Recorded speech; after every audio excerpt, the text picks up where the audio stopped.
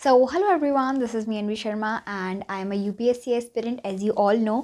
इस particular video में मैं आप लोगों के साथ अपना रूटीन शेयर करने वाली हूँ, जो मेरा डे शेड्यूल रहता है उसको शेयर करने वाली हूँ आप लोगों के साथ। वैसे तो मैं अभी टाइम टू टाइम जो वीडियोस रहती हैं उनको पोस्ट नहीं कर पाती हूँ, जिनके पीछे बहुत सारे सर्टेन रीज़न्स हैं, क्योंकि अभी बहुत सारे ऐसे एग्ज़ाम हैं और बहुत सारी ऐसी सेल्फ़ स्टडी रहती है जो मुझे करनी पड़ रही है, क्योंकि I really want to be focus in my studies. और मैं सोशल मीडिया में इतना ज़्यादा इन्वॉल्व नहीं होना चाहती हूँ, क्योंकि मेरा करियर मेरे लिए ज़्यादा मायने रखता है।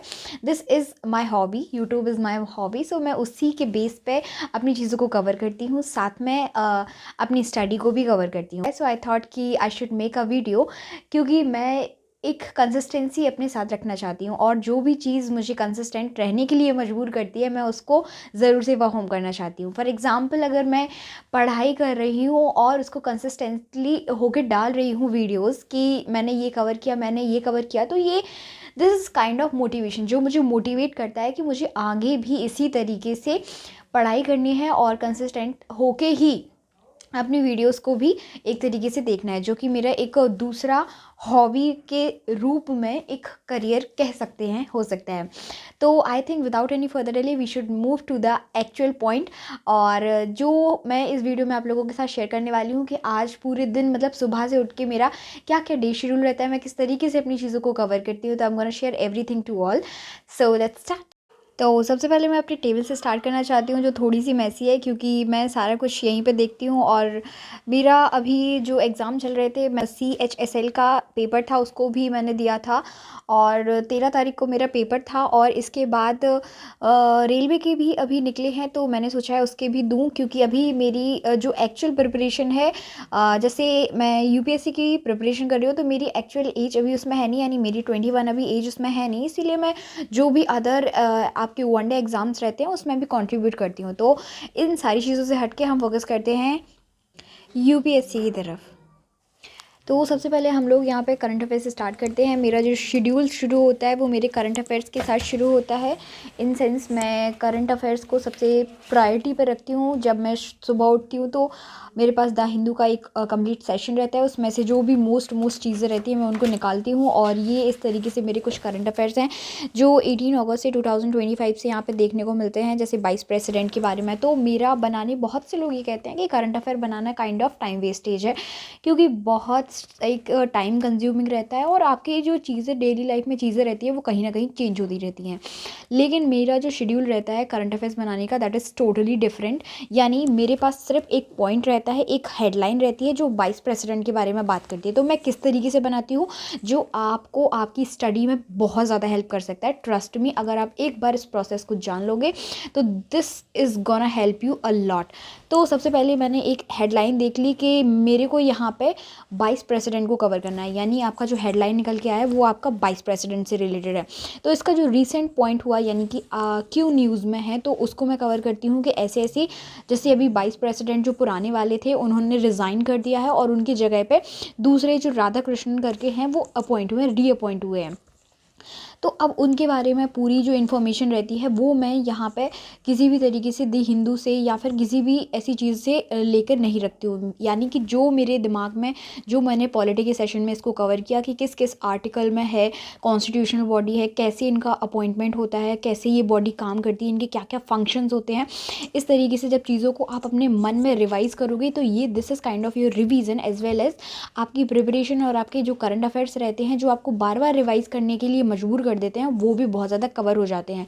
और आपकी ये वाली जो चीज़ रहती है वो वनडे एग्जाम में, जैसे article 63 is about the vice president, appointment के बारे में 64, और किस तरीके से चीज़ें परफॉर्म की जाती हैं, किस तरीके से इनको हटाया जाता है, कौन कौन ऐसे लोग रहते हैं जो इनकी इलेक्शन में, जैसे लोकसभा और राज्यसभा के जो नॉमिनेटेड और इलेक्टेड मेंबर्स रहते हैं वो इसमें पार्टिसिपेट कर सकते हैं, और स्टेट लेजिस्लेटिव असेंबली के जो इसमें मेंबर्स रहते हैं वो इसमें पार्टिसिपेट नहीं करते हैं। तो ये सारी चीज़ें आपको पता रहनी चाहिए।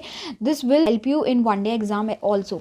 इसी तरीके से जब हम इनके लेजिस्लेटिव वर्क क्या होते हैं, एग्जीक्यूटिव वर्क होते हैं। तो ये सारी तरीके एक तरीके से ये सिर्फ आपका टॉपिक निकल के आया कि आपके जो न्यू वाइस प्रेसिडेंट हैं वो इलेक्ट हो रहे हैं, लेकिन यहाँ पे you gonna know about all the processes, यानी कि उनके बारे में आप एक पूरा टॉपिक कवर कर रहे हो जिससे आपका पॉलिटी का एक चैप्टर कवर हो जाता है। ठीक उसी तरीके से जब हम इलेक्शन कमीशन की बात करते हैं तो इलेक्शन कमीशन को आप सिर्फ एक हेडलाइन की तरह देखो और उसके जो जो पॉइंट्स रहते हैं उनको खुद से करने की कोशिश करो, इन सेंस कि आपको देखना नहीं है किसी भी चीज़ में, आपको सिर्फ कवर करना है कि आपको इनके बारे में क्या क्या नॉलेज है। और पॉलिटी का आपका दूसरा चैप्टर जो इलेक्शन कमीशन जो 13 अलग से चैप्टर रहता है वो भी आपका यहाँ पे कवर हो जाता है। ठीक उसी तरीके से न्यू स्टार्ट ये रशिया यूक्रेन वॉर से रिलेटेड है जो आपके इंटरनेशनल रिलेशन से, क्योंकि मेरी जो आंसर राइटिंग रहती है वो आपके प्रीलिम्स फैक्ट जो आपके प्रीलिम्स फैक्ट रहते हैं उस पर इतनी ज़्यादा रिलाई नहीं करती है, बट मेंस की जो आंसर राइटिंग रहती है उसके लिए बहुत ज़्यादा हेल्पफुल रहती है, जिसमें मेरी बहुत सारी ब्रेन स्टॉर्मिंग हो जाती है इन सेंस कि मैं चीज़ों को एनालाइज करती हूँ। जैसे क्वेश्चन आते हैं क्रिटिकली एनालाइज करना, एग्जामिन करना, क्या उसके बेनिफिट्स हो सकते हैं, क्या उसके पॉजिटिव हो सकते हैं, क्या उसके नेगेटिव हो सकते हैं। तो ये सारी चीज़ें आपकी जो करंट अफेयर्स रहते हैं, करंट इवेंट्स रहते हैं उनके थ्रू बहुत अच्छे से कवर हो जाती हैं। जैसे आप ये देखोगे मोशन टू रिमूव CEC, तो ये एक तरीके से आपकी हर एक तरीके की चीज़ें इसमें कवर हो जाती हैं। जैसे गवर्नमेंट इनिशिएटिव टारगेट हंगर, ये आपकी जो सोसाइटी वाला पोर्शन रहता है उससे कवर होता है। गवर्नमेंट एंड स्कीम से आप देखते हो कि गवर्नमेंट स्कीम से रिलेटेड कितने ज़्यादा क्वेश्चन UPSC में आते हैं। जो आपका एग्रीकल्चर वाला पोर्शन रहता है, कौन कौन सी फसल रहती हैं, कैसे क्या खेती वगैरह, इस सारी चीज़ें आपकी इसमें भी कवर हो जाती हैं। तो करंट अफेयर्स ऐसा नहीं है कि एक साइड वाला टॉपिक है, बट अगर आप इसको एक सही वे में और प्रॉपर गाइडलाइंस के साथ में इनको करोगे, प्रॉपर गाइडेंस के साथ में इनको करोगे तो दे आर वेरी गुड। और इससे आपकी मेंस की जो आंसर राइटिंग रहती है और वो बहुत अच्छे से कवर हो जाती है। और आज के टाइम पे अगर देखा जाए तो आपके जो मेंस के क्वेश्चंस बनते हैं वो मेनली आपके करंट अफेयर बेस रहते हैं। और इसी तरीके से ये माइग्रेंट सिटीजन का, अग्नि 5 मिसाइल, आप देखते हो साइंस एंड टेक्नोलॉजी किस तरीके से बूम कर रही है। हमारी जो जितनी भी 3 फोर्सेस रहती हैं ये भी बहुत ज़्यादा हेल्पफुल रहता है। तो यहाँ पे मैं कोर इंडस्ट्री के बारे में बात करती हूँ, क्रूड ऑयल, सीमेंट, ये एक तरीके से, वैसे फर्स्ट पे तो ये रिफाइनरी प्रोडक्ट रहता है। अभी आपने 2024 में ये पेपर देखा होगा कि किस तरीके से शेड्यूल वाइज यानी नंबरिंग वाइज आपसे क्वेश्चन किया गया कि सबसे ज़्यादा जो वेटेज रहता है वो किसका रहता है। सेकंड नंबर पे इलेक्ट्रिसिटी रहता है, थर्ड नंबर पे स्टील रहता है, कोल रहता है, क्रूड ऑयल रहता है, नेचुरल गैस रहती है, सीमेंट रहता है। तो ये सारी चीज़ें आपको एक ऐसे फ्रेम में याद होनी चाहिए कि आपको उनमें सोचना ना पड़े, यानी आपको चीज़ें इस तरीके से कवर होनी चाहिए कि आपको जो फैक्ट वाइज चीज़ें रहती हैं उनको देखते हुए सोचना ना पड़े कि यार इसमें ये था कि ये था। आपको बिल्कुल रिवीजन के तौर पर उनको इतने अच्छे से कवर कर लेना है। खैर ये मेरा करंट अफेयर्स का जो सेशन रहता है वो मेरा 3 या 2 घंटे तक चलता है, क्योंकि मैं इसको मेन पार्ट मानती हूँ अपनी मेंस की आंसर राइटिंग का, और मेरे जो करंट इवेंट्स रहते हैं उनको भी साथ में लेते हुए। नेक्स्ट हम बात करते हैं मॉडर्न हिस्ट्री की। Modern history is very important subject. अभी मेरा एंशियंट मिडीवल हिस्ट्री वाला जो पोर्शन है ये सबसे ऊपर इसकी ये किताब रखी हुई है, इसको मैंने जस्ट अभी कवर किया है। और अभी मेरा ऐसा शेड्यूल रहता है कि मैं एक चीज़ पढ़ रही हूँ तो मैं उसी पर रिलाई करके चलती हूँ, यानी कि सेकेंडली मैं इसको खोलती हूँ। और अभी मेरा कांग्रेस सेशन जो चल रहा है, जो आपके सत्याग्रह वगैरह रहते हैं, किस तरीके से पॉलिटिकल एसोसिएशन बनना शुरू होती हैं, इंडियन नेशनल कांग्रेस बनना शुरू होती है, political organization in Bengal, Bombay, Madras, London, Indian National Congress, ये सारी जो फंक्शनल बॉडीज़ रहती हैं जो पॉलिटिकल फील्ड में आगे बढ़ने के लिए और कंट्री के डेवलपमेंट में आगे बढ़ती हैं, उनको मैं यहाँ पे बेसिकली पढ़ रही हूँ। किस तरीके से पार्टीशन ऑफ बंगाल हुआ, ये सारी चीज़ें अभी मैं मॉडर्न में कवर कर रही हूँ। मॉडर्न हिस्ट्री रहती है या फिर कहें आपकी जो भी हिस्ट्री वाला पोर्शन रहता है, वहाँ पर जो आपके वनडे एग्जाम्स रहते हैं वहाँ पर बहुत ज़्यादा क्वेश्चन पूछे जाते हैं। और मेरी वनडे एग्ज़ाम की कोई स्पेसिफिक बुक नहीं रहती है, क्योंकि मैं टोटली इन्वॉल्व होके उन प्रिपरेशन में नहीं हूँ, but I really want to be in civil services only, तो मैं उन्हीं की किताब पढ़ती हूँ। और मेरा जो पब्लिकेशन है वो स्टडी IQ का पब्लिकेशन है, बहुत शानदार बुक है इनकी, यू शुड डेफिनेटली बाय। और वैसे भी बहुत से लोग पूछते हैं कि कौन सी जो बुक रहती हैं वो प्रेफर करनी चाहिए, तो मेरा आंसर यही रहता है कि आपका जो बुक्स का कंटेंट रहता है वो हर ही बुक में सेम रहता है, बस उनको किस तरीके से डिज़ाइन करना है वो आपके इंस्टीट्यूशन पे बेस हो जाता है कि वो किस तरीके से उसको और ज़्यादा अट्रैक्टिव बना के प्रेजेंट करते हैं। बल्कि जबकि आपका जो कंटेंट रहता है वो हर ही चीज़ में सेम रहता है। तो सेकंड नंबर पे ये मेरा मॉडर्न हिस्ट्री आ गया, या फिर जो भी मेरी स्पेसिफिक GS की बुक चल रही है उसको मैं कवर करती हूँ। जब मैं थर्ड की बात करती हूँ तो दिस इज़ माय PSIR का ऑप्शनल। यहाँ पे मैंने ये जो मेरे PSIR ऑप्शनल है वहाँ उसका सिलेबस यहाँ पे साइड में रखा हुआ है। और ये सबसे पहले मैंने वेस्टर्न जो पॉलिटिकल थॉट्स रहते हैं जिसमें हम लोग प्लेटो के बारे में पढ़ते हैं, सॉक्रेटिस के बारे में पढ़ते हैं, इन सारी चीज़ों की फ़िलॉसफी क्या रहती हैं, किस तरीके से ये उस टाइम पीरियड को अच्छा बनाना चाहते थे और करप्ट कर रहे थे बहुत ज़्यादा, उसको भी हटाने का काम कर रहे थे। तो जस्ट मैंने अभी इसको स्टार्ट ही किया है तो मेरे को इतना ज़्यादा नॉलेज इसके बारे में है नहीं, बट जितना मेरे को पता है कि प्लेटो की थ्योरी पढ़नी पड़ती है आपको। और उन्होंने बेस्ड जो आपकी जो सोसाइटी रहती है उसके माइंडसेट को किस तरीके से चेंज करा।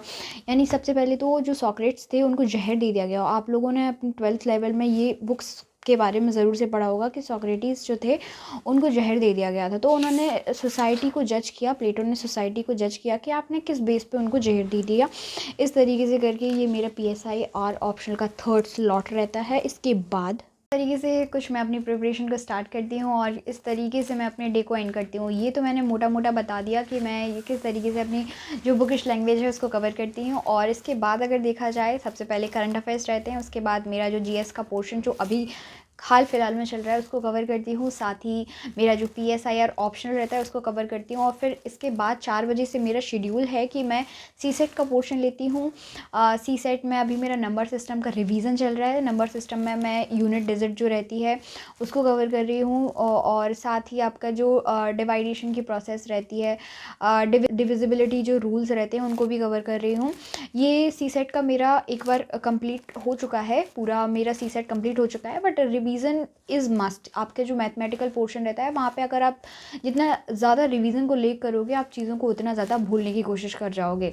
तो रिवीजन बहुत ज़्यादा ज़रूरी रहता है और मैं पर डे उन पर ध्यान देती हूँ, क्योंकि आपके जो वन डे एग्ज़ाम्स रहते हैं वहाँ पर भी जो मैथ रीजनिंग वाले क्वेश्चन रहते हैं दे आर काइंडली, मतलब उनका सिलेबस जो रहता है वो सिमिलर रहता है। जो आपके क्वेश्चन पूछने का तरीका अलग हो सकता है, बट आपका जो पैटर्न रहता है, जो क्वेश्चन पूछने का तरीका रहता है और वो आपके जो टॉपिक्स रहते हैं वो सिमिलर ही रहते हैं। इसके बाद फिर मेरा कुछ टेलीग्राम का स्लॉट रहता है, यानी कि टेलीग्राम पे मेरे को क्या क्या नई चीज़ों को कवर करना है। कुछ ऐसे UPSC से रिलेटेड चैनल भी रहते हैं जिनमें मैं अपनी पढ़ाई को कवर करती हूँ। जो नई चीज़ें रहती हैं, करंट इवेंट्स रहते हैं, जैसे इन्वायरमेंट से रिलेटेड, साइंस एंड टेक्नोलॉजी से, जो एक तरीके से कह सकते हैं आपके प्रीलिम्स फैक्ट जो होते हैं वो मेरे UPSC के टेलीग्राम से बहुत अच्छे से कवर हो जाते हैं। इसके बाद मैं अपने जो करंट इवेंट्स चल रहे हैं, जो इंडियन सोसाइटी चल रही है उससे रिलेटेड जितने भी प्रॉब्लम्स हैं, फीमेल से रिलेटेड प्रॉब्लम, जो करंट इश्यूज़ चल रहे हैं उन पे या तो कोई वीडियो बना लेती हूँ या फिर उनको हाईलाइट करती हूँ अपने टेलीग्राम चैनल्स पे। और जितनी भी चीज़ों को मैं कवर करती हूँ वो सब कुछ अपना शेयर करती हूँ टेलीग्राम चैनल पर।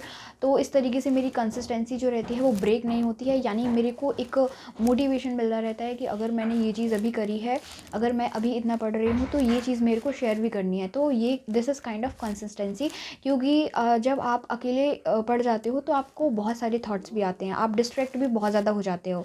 इवन आज के टाइम जब हम सोशल मीडिया की बात करते हैं तो डिस्ट्रैक्शन इज़ वेरी इजी।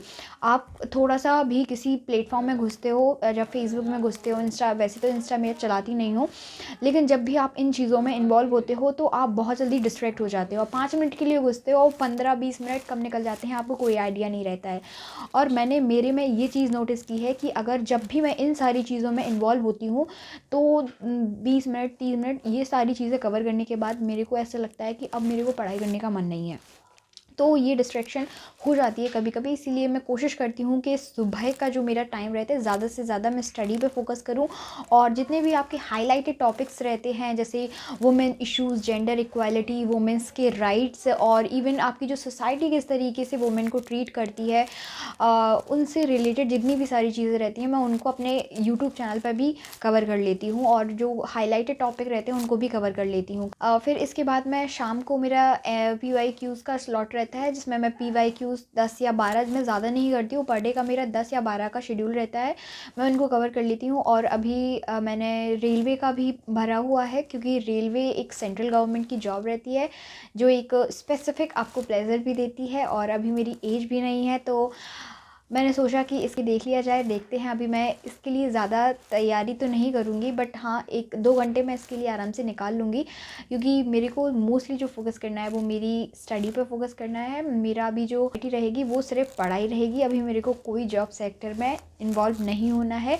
मैं जब पूरा अपना, मेरे को जब लगने लगेगा मन से कि हाँ नाउ आई फील एजुकेटेड, अब मुझे लग रहा है कि मैंने इनफ पढ़ाई कर ली है, मैं अपने आसपास का जो माहौल रहता है उसको समझने लगी हूँ, तब मैं कहीं पे भी, या फिर यूपीएससी रहे या फिर कोई भी अदर एग्ज़ामिनेशन रहे, मैं उस एग्ज़ाम को एक परीक्षा की तरह पास नहीं करना चाहती हूँ। मैं उसको एक्चुअल में पास करना चाहती हूँ कि उस पर्टिकुलर एरिया में मेरे को क्या क्या रिस्पॉन्सिबिलिटीज़ रहेंगी। तो इस तरीके से आज की वीडियो में बस इतना ही। आज मैंने अपना डे शेड्यूल को शेयर किया आप लोगों के साथ। इतना मतलब हाईलाइटेड तो नहीं किया चीज़ों को, बट जितना मैं दिन में कवर कर लेती हूँ वो सारी चीज़ें आप लोगों के साथ हाईलाइट की हैं। सो आई होप आप लोगों को वीडियो अच्छी लगी होगी। अगर आप लोगों को वीडियो थोड़ी सी भी अच्छी लगी हो तो प्लीज़ इसको लाइक करिए, चैनल को सब्सक्राइब करिए। Thank you so much.